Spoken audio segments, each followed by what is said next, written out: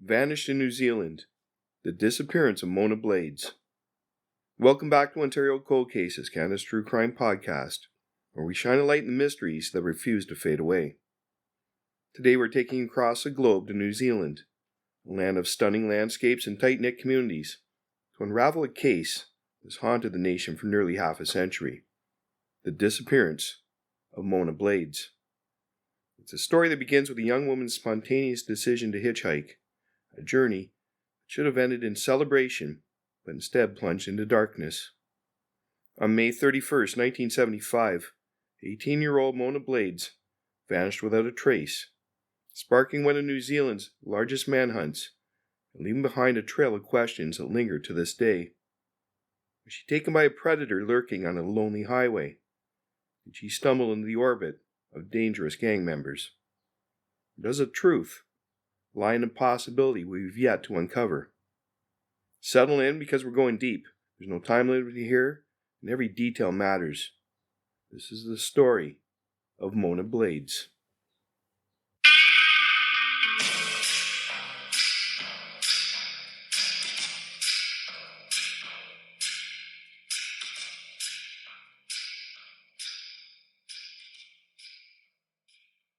Hello, I'm Jay Nichol of Nichol Investigations. This is Ontario Cold Cases, Canada's True Crime Podcast. Ontario Cold Cases is a gripping true crime podcast that shines a light on unsolved murders, disappearances, and forgotten crimes from across the province and the world. With meticulous research, compelling storytelling, and a commitment to historical accuracy, we bring you the real stories of victims, investigators, and suspects, stories that demand to be heard. Each week, we take you deep into the world of true crime with a packed schedule of episodes. Tuesdays, historical true crime cases, exploring infamous and obscure crimes from history. Wednesdays, the Mick and Mac Mysteries, a thrilling fictional detective series set in 1950s Toronto. Thursdays, World Cold Case Thursday, investigating unsolved cases from around the globe. Sundays, Ontario Cold Cases, the latest episode uncovering an unsolved mystery from Ontario. From high-profile crimes that shock the nation to little-known cases waiting for justice, we uncover the truth, one case at a time. Join us as we explore the dark corners of history and mystery, where every clue could lead to answers and every case deserves a second look. Subscribe now wherever you listen to your favorite podcasts and never miss an episode of Ontario Cold Cases, Canada's True Crime Podcast.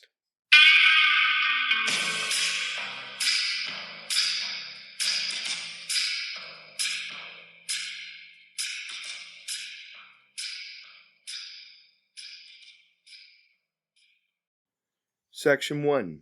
Introduction. Let's set the scene. It's 1975 New Zealand, a country of just over 3 million people, where rolling green hills stretch toward the horizon, and the pace of life feels slower, safer. The 70s were a time of bell-bottoms, disco beats, a sense of freedom, especially for the young. Hitchhiking wasn't just a mode of transport.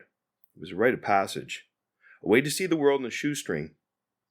Violent crime was rare, the kind of thing that happened somewhere else, not in this quiet corner of the Pacific. But all that changed on a crisp autumn day in May 31st, 1975 to be exact, when Mona Blades stepped onto a roadside in Hamilton, thumb outstretched, and disappeared. Mona was 18, a bright, adventurous soul with a future full of promise. She was heading to Hastings, a small city about 300 kilometers away, to surprise her nephew on his first birthday. It was a simple plan: hitch a ride, drop in for the party, share a few laughs. But Mona never made it. 3 days later, when she didn't show up for her new job at a local dairy, her family sounded the alarm. What followed was a search that gripped the nation. Thousands of police hours, helicopters buzzing overhead, and a public desperate for answers. Yet despite it all, Mona was gone. No body, no belongings, not a single solid clue. Just a void where a young woman once stood. Think about that for a moment. a vibrant teenager full of life, vanishes in broad daylight. And nearly 50 years later, we still don't know what happened. It's the kind of mystery that keeps you up at night, isn't it? Today, we're going to walk you through every twist and turn of this case. We'll explore Mona's life, trace her last known steps, dig into the investigation's triumphs and missteps, meet the suspects, weigh the theories, and reflect on the legacy she left behind. This isn't just a story about a disappearance. It's a story about a country shaken, a family broken, and a puzzle that refuses to be solved. So let's begin.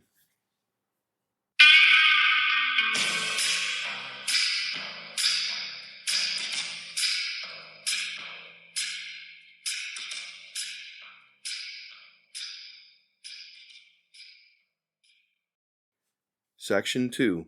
Background. To understand what happened to Mona, we first need to know who she was. Mona Elizabeth Blades was born in 1957, youngest of 7 siblings in a close-knit family.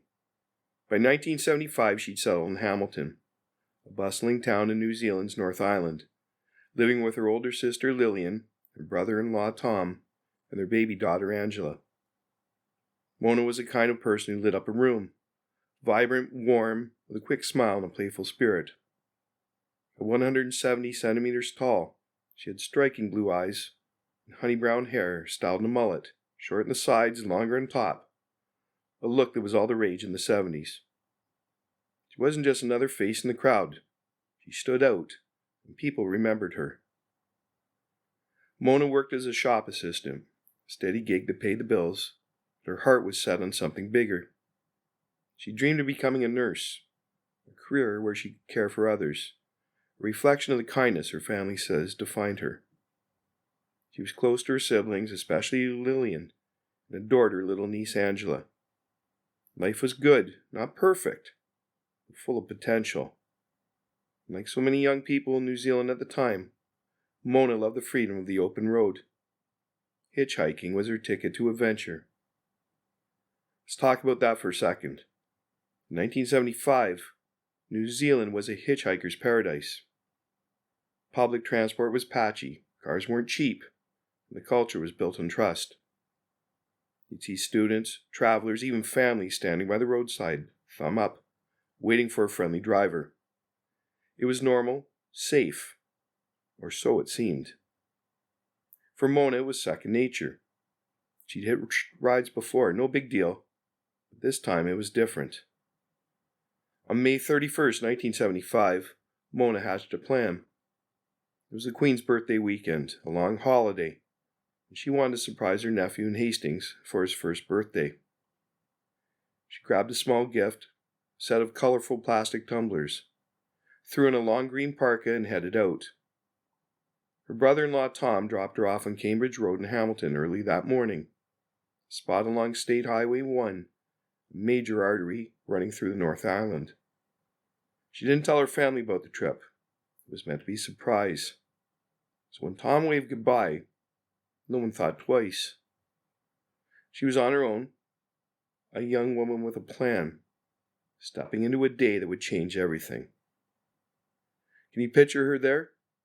Standing on the side of the road, parka zipped up against the autumn chill, tumblers tucked in her bag, ready for a journey that should be so simple. It's heartbreaking to think how ordinary that moment must have felt, how she had no idea what was coming. And because it was a surprise, no one knew she was missing until it was too late. That's the first twist in this tale, and it's a big one.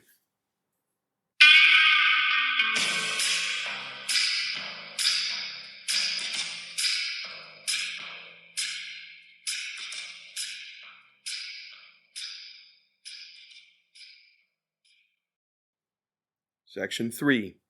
Timeline of Disappearance. Now let's piece together Mona's last known movements. It's where the story gets complicated. Sightings pile up, accounts clash, and the timeline blurs. We're relying on witnesses from nearly 50 years ago, so bear with me as we sift through the fog. Here's what we know, or think we know. Early morning, Hamilton. Tom dropped Mona off on Cambridge Road around dawn.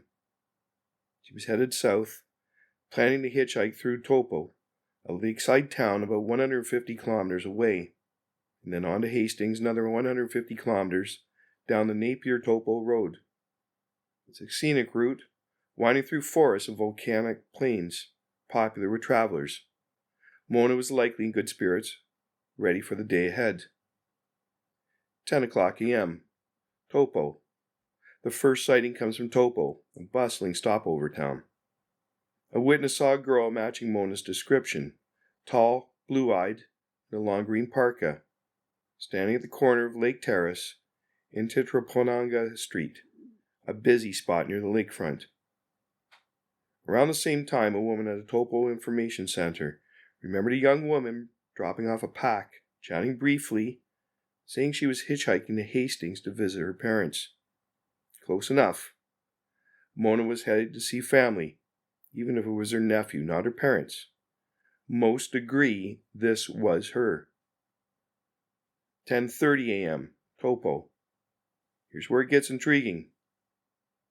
A man working at the Waipapapi fruit shop, a local who actually knew Mona, spotted her walking past his store. He said she teamed up with another female hitchhiker and the two climbed into a dark blue or green station wagon, heading toward the Napier-Taupo highway. Hold on, an orange Datsun later becomes the focus of this case. This witness saw a blue or green car. Was it a different ride? Mistake. We'll circle back to that. 12 o'clock to 1:30 p.m. Spa Hotel, Taupo. Things slow down here. 3 separate witnesses reported seeing a woman matching Mona's description at the Spa Hotel, a popular hangout just outside Taupo's town center. One said she was drinking with another young woman, possibly the same hitchhiker from earlier.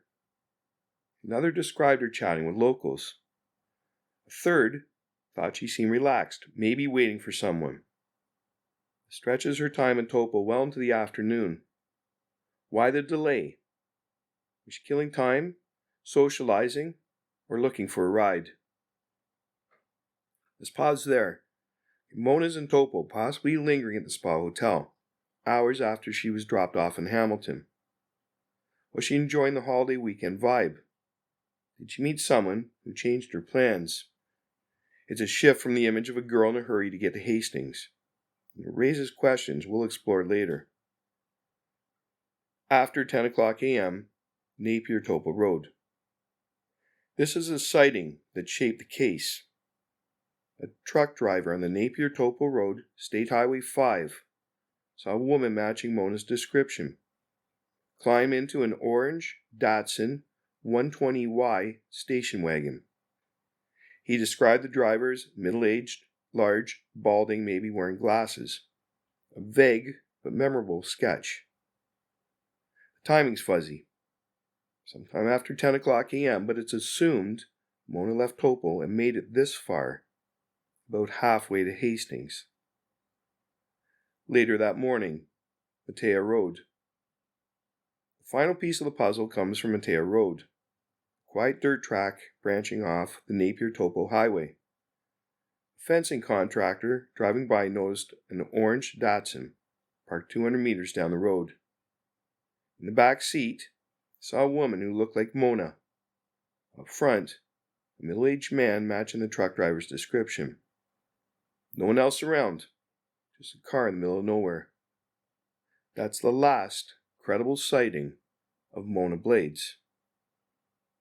Okay, let's unpack this. We've got Mona in Taupo at 10 o'clock a.m., maybe sticking around till midday at the Spa Hotel. Then somehow, on the Napier-Taupo Road in an orange Datsun. But what about that blue or green station wagon back in Taupo? Did she switch cars? Did she hitch multiple rides? And then there's Matea Road. Why was that car parked on a remote track? Was something happening inside? It's eerie, isn't it? A woman in the back seat, a man in the front, and then nothing. The timeline's a mess. Witnesses contradict each other. Times overlap. We're left wondering which pieces fit. One more thing. Mona's family didn't report her missing until June 3rd, 3 days later, because they didn't know she'd gone anywhere. By then, any trail was cold. That gap, it's a killer in a case like this. Up next, the investigation.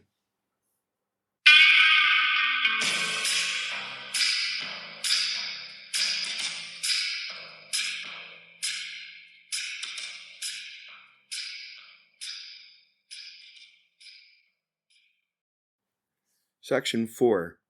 The investigation. When Mona didn't show up for a new job at a Hamilton dairy on June 3rd, her sister Lillian knew something was wrong.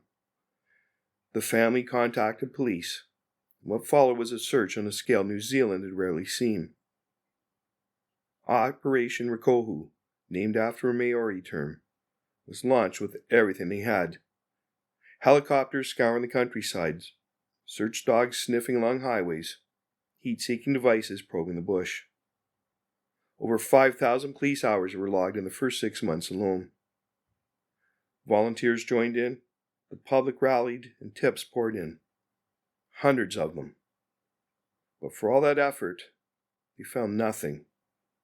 No Mona, no parka, no plastic tumblers. It was as if she'd evaporated.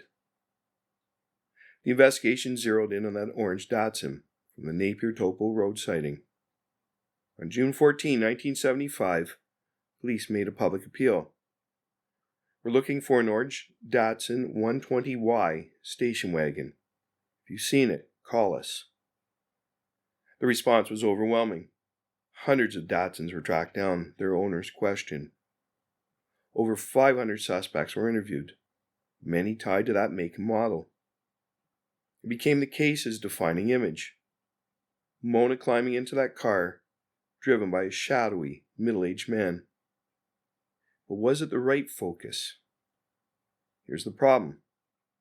The truck driver's story wasn't rock solid. Each time he told it, details shifted. The time, the man's appearance, even the exact spot on the highway. Some investigators later wondered if he means swayed by media coverage, filling in blanks with what he'd heard. And then there's that Taupo sighting, the blue or green station wagon. Did police overlook it because it didn't fit the Datsun narrative? It's a question that still nags. Another misstep. The photo. When police circulated Mona's picture, they used an old one from when she was a bridesmaid, blonde curls, soft makeup. But in 1975 her hair was shorter, styled differently and not blonde. Witnesses looking for a curly-haired girl might have missed her entirely, or worse, pointed police in the wrong direction. Imagine the confusion. Did I see her? Maybe, but the hair's off. It's a rookie mistake, and it cost them. Despite the stumbles, the investigation churned on. Let's meet some of the suspects who emerged. John Freeman, a man who rented an orange Datsun the weekend Mona disappeared. On June 14, the very day police announced a Datsun lead, Freeman snapped. He shot and wounded a student at St. Cuthbert's College in Auckland, then turned the gun on himself. Suicide raised red flags. Was it guilt? Panic? Police searched his past, his car, his life. No concrete link to Mona surfaced. A coincidence maybe, but a chilling one. Charlie Hughes, a Hamilton local who worked for a house removal company and drove an orange Datsun as a work vehicle. His odometer showed enough kilometers to have made a round trip from Hamilton to Matea Road on May 31st. His alibi? Shaky at best. Hughes, now in Australia, has always denied involvement. In 2005, he even gave a DNA sample to clear his name. No charges, no proof, just suspicion. Unnamed elderly man. An older New Zealander who owned an orange Datsun in 1975. Rumors swirled that he killed Mona, buried her inside the car on Matea Road, and left it there. It's a wild story, but there's no evidence. No car, no grave, nothing to back it up. Still, he's on the list. Other suspects. At least 2 more men were investigated, one now deceased. Details are thin, likely Datsun owners with questionable alibis. The trail fizzles out there. The case went cold, but didn't stay that way. In 2004, police reopened it with a major review, setting up a hotline and teaming with TVNZ for a documentary. They dug up a concrete laundry floor in Quaru in 2012, chasing a tip about a body, empty. That same year, a shallow grave marked Mona was found in a Huntley garage, another bust. Then in 2018, TVNZ's cold case documentary shook things up. Detective Inspector Mark Loper took a fresh look, found cracks everywhere. The truck driver's Datsun story didn't hold up under scrutiny. Spa hotel sightings in Taupo were barely explored. That misleading photo threw everything off. Loper's bombshell? Mona might never have left Taupo alive. Forget Matea Road. Maybe the real crime happened earlier, closer to town. That's where a new lead emerged. Gangs. Up next, the gang connection theory.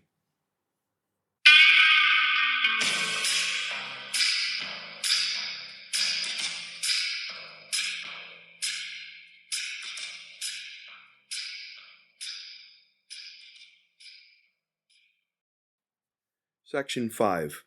The gang connection theory. This is where the story veers into shadowy territory. In 1975, New Zealand's gang scene was heating up. Motorcycle clubs, like the Highway 61 Motorcycle Club, were gaining ground, fueled by rebellion and often violence. Taupo that holiday weekend was a hotspot. Bikers rolled through on their way to a convention in Wellington, part of the Queen's birthday festivities. And Mona? She wasn't a stranger to that world. She had friends tied to the gangs, acquaintances from Hamilton's rougher edges. The cold case team dug into this angle. Witnesses from the Spa Hotel hinted Mona was there, maybe drinking, maybe chatting with people linked to the biker crowd. Could she have run into someone she knew, or someone she shouldn't have? Then in 2018, a man contacted the Rotorua Daily Post anonymously. He said that in 1976, a friend, now dead, overheard Highway 61 members in an Auckland flat bragging about killing Mona. Fucked up people, he called them. He believed others in the gang's orbit knew more but wouldn't talk. Detective Loper called it interesting, strong enough to chase. More clues surfaced. A witness saw Mona climb into a red Toyota station wagon in Taupo around 1:30 p.m. on May 31st. Not an orange Datsun, mind you. Later that night, someone else spotted 2 men loading a rolled-up carpet into a red Toyota's trunk. Carpet big enough to hide a body? Suspicious. And it fits the gang theory. Picture this. Mona's in Taupo, maybe catching up with old friends, when she crosses paths with the wrong crew. A disagreement, flash of violence, and suddenly she's gone. Wrapped in a carpet, dumped somewhere no one's found. The gang angle flips a script. No random predator in the highway, but a targeted hit in town. It explains why the Datsun lead went nowhere. Maybe it was a distraction all along. Here's the catch. It's all hearsay. Anonymous tips, secondhand stories, no hard proof. Gangs don't exactly keep records. Fear keeps them out shut. Is this the answer? Or just another dead end? Up next, other theories and speculation.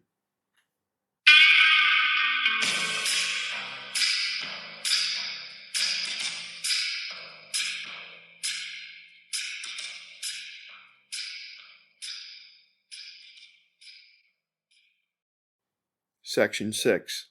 Other theories and speculation. The gang theory is compelling. It's not the only one. Let's run through the possibilities, some likely, some out there. Random abduction. The classic story. Mona hitches a ride with a stranger in the orange Datsun. A predator who saw an opportunity. The Matea Road sighting backsiss. A car parked in the middle of nowhere. A woman in the back. Maybe he killed her, hid the body, and drove off. It's simple, chilling, fits a hitchhiking risk of the era. But with the Datsun lead crumbling, and the Taupo focus growing, it's losing steam. Voluntary disappearance.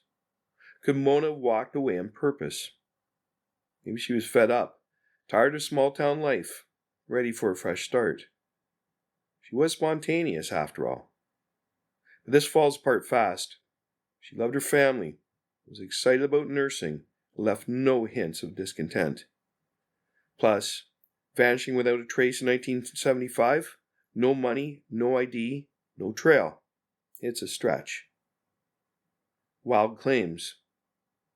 Over the years, tabloids and psychics have thrown out crazy ideas. One headline screamed about a vicious lesbian attack. Pure sensationalism, no evidence. Clairvoyance pointed to random spots in the bush. Nothing panned out. It's noise, not substance. The doll mystery. Here's a weird one. A young girl reportedly found a doll under her house with Mona written on it. Her dad punished her for keeping it, and years later she told police. They investigated. Zip. A creepy coincidence or a clue lost to time? What do you think? A lone killer in a Datsun? A gang hit gone quiet? Or something else entirely? Theories are cheap, evidence isn't. Without Mona's body, her belongings, or a crime scene, we're stuck in the realm of what if. Each idea has its pull, but none close the book. Up next, challenges and critiques.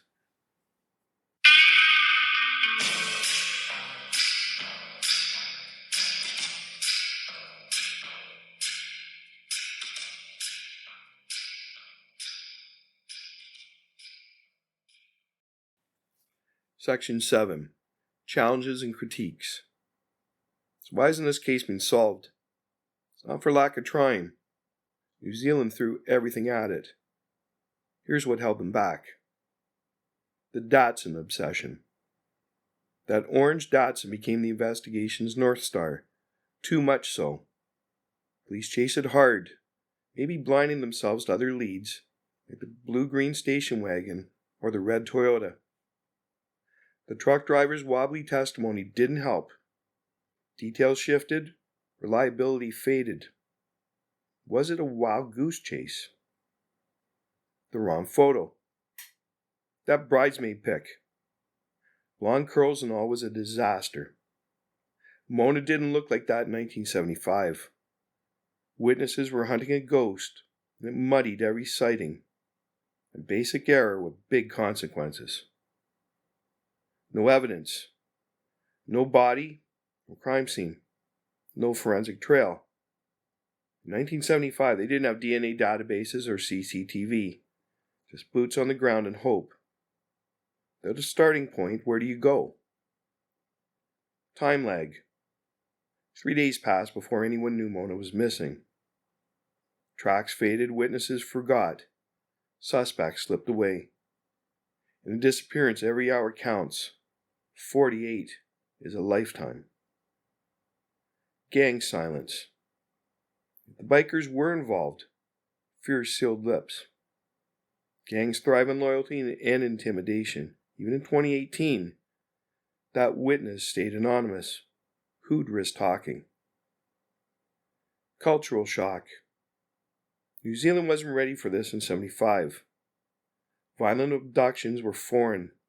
The police were stretched thin. The public frantic. Media hype pushed flashy leads over quiet ones. Sound familiar? It's a laundry list of hurdles. A shaky lead, a bad photo, no evidence, a ticking clock, and throwing gang intimidation and a nation playing catch-up. Solving this was like finding a needle in a haystack, blindfolded. Times only made it harder. Memories fade, people die, secrets buried deeper. Up next, impact and legacy.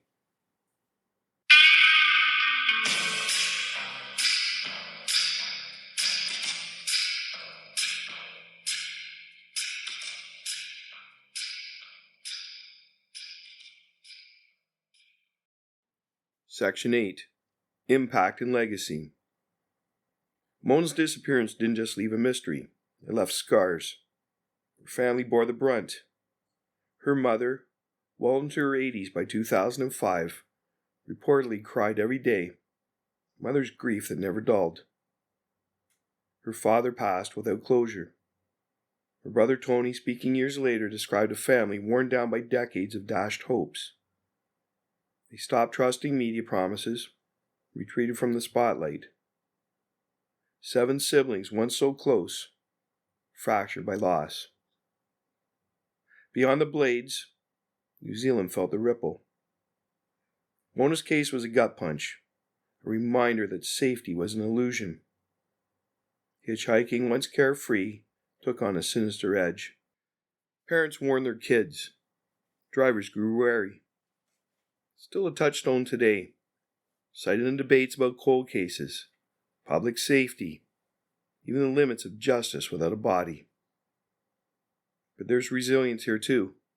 The 2018 cold case documentary sparked hundreds of tips. People still care, still remember. Mona's name lives on, a symbol of unfinished business. Her stories taught us hard lessons about trusting too easily, about the gaps in early investigations, about the power of community when answers run dry. And for cold case buffs like us, it's called to keep digging. Because even now, someone out there might hold the key. Imagine being Mona's family, waiting, wondering year after year, or a witness from 75, carrying a memory you've never shared. That's the weight of this case. It's not just a file in a drawer. It's a life, a loss, a challenge still unmet.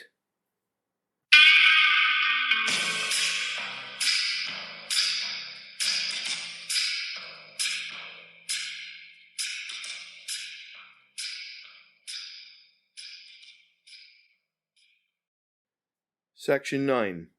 Conclusion. So here we are, almost 50 years after Mona Blades vanished. And the question remains, what happened? Did a stranger in an orange Datsun snatch her from that highway? Did she meet a violent end at the hands of gang members in Taupo? Did she slip away into a fate we can't fathom? We've walked the timeline, met the suspects, weighed the theories, and still the pieces don't snap together. The orange Datsun's a shaky lead. The gang story's tantalizing but thin. Lack of evidence is a wall we can't climb. Maybe that's the point. Some cases aren't meant to be solved. They're meant to teach us, to haunt us, to keep us searching. Mona was more than a mystery. She was a daughter, a sister, a dreamer with a nursing career ahead, and a nephew's birthday to celebrate. She deserves to be remembered for that, not just the void she left. If you're listening, you know something, anything, about Mona's disappearance, it's not too late. Call the New Zealand police at 0800 Mona Blades.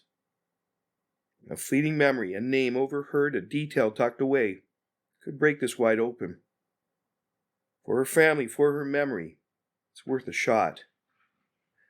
Thanks for joining me on this journey into one of New Zealand's most enduring enigmas. If this episode gripped you, hit subscribe, drop a review, and tell a friend, because stories like Mona's deserve to be heard. I'm your host, Jay Nickel of Nickel Investigations, signing off from Ontario Cold Cases, Canada's True Crime Podcast. Stay curious, stay vigilant. We'll see you next time. Because every case deserves answers, and every victim deserves justice. Subscribe now to Ontario Cold Cases, Canada's True Crime Podcast. Episodes available wherever you get your podcasts.